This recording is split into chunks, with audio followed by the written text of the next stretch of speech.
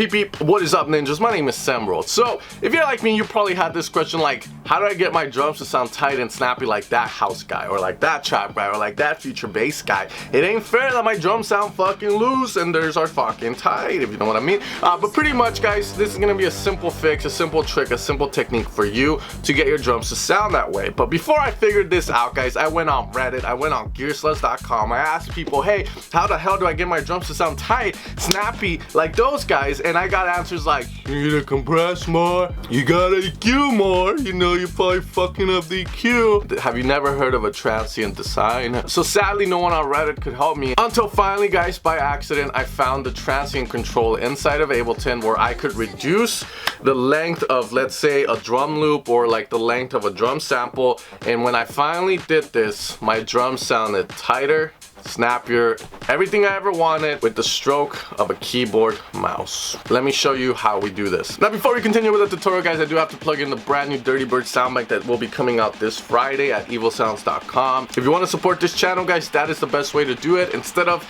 offering me donations, I'd rather have you guys buy, let's say, a Soundbank from me that you can actually use that will help you in creating the music that you want to create. Because at the end of the day, that's what it's all about guys. You support me, I support you. Let's get straight to this tutorial. Alright guys, welcome to old gray back Ableton. So here we are inside and this is the drum loop we're going to be working on, okay? And let me put this back to default how it is.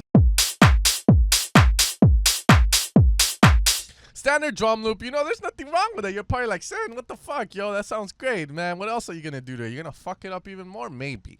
Okay, so I want him to sound snappier. Well, of course, you know, I got the transient designer question. I got the, you know, compression. However, this is the one thing that helped me out, and you're gonna use this in Ableton transient mode. You're gonna turn this into off each segment, place to 10, and I don't know. But when you lower this down, you're gonna see what happens.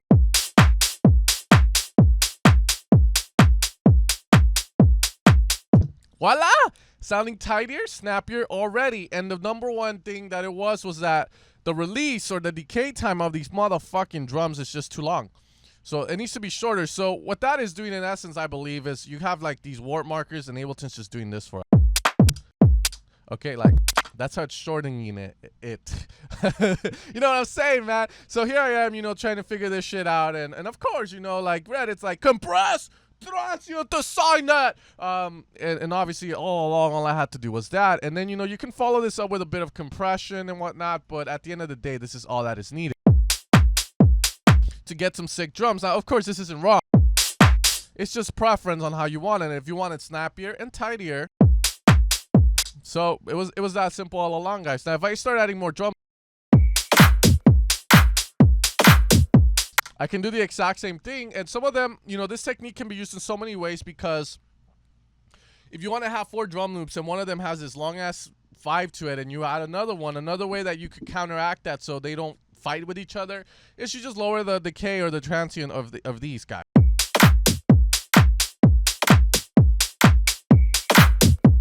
So this is without and with, and you see the difference it makes, like literally. And you can grab any drum loop from any sample pack out there and do the exact same thing. You can even make your own drum loop, just bounce it out and then run it through Ableton and do that. Now, I'm not sure if FL Studio has any of this. I don't know if Studio One does. I'm sure they do though. But another quick fix for this is when you're dropping in individual samples, you know, and I'll use one here. Like, let's say I use this fucking bass or something, you know, like all you have to do is just lower the sample with a fade out like this. Instead of, it doesn't have long feel to it. And it's as simple as that. Well, yeah, guys, it was that simple. I didn't have to compress like Reddit told me, transient design. All I had to do at the end of the day was lower the decay time of my drums. But with that being said, guys, I'll see you guys next time. I hope you guys enjoy this simple tip. And I understand some of you guys might be hitting dislike because you're like, man, that's that simple. I already knew that. And of course you did. Of course you fucking did. But anyways, guys, this Friday, Dirtybird Soundbank will be coming out. Support the damn channel. Check it out when you get the chance on Friday when it comes out. And I'll see you guys tomorrow for another brand new video. If you have any questions related to production, leave them in the comments. I like to go through them sometimes and get ideas for some new videos. Of course, this month is in the style of Dirtybird, of course, you know, but eventually I'll move on to other things and I'll remember your question and I'll probably, who knows, make a video on it. You guys take care. Peace out.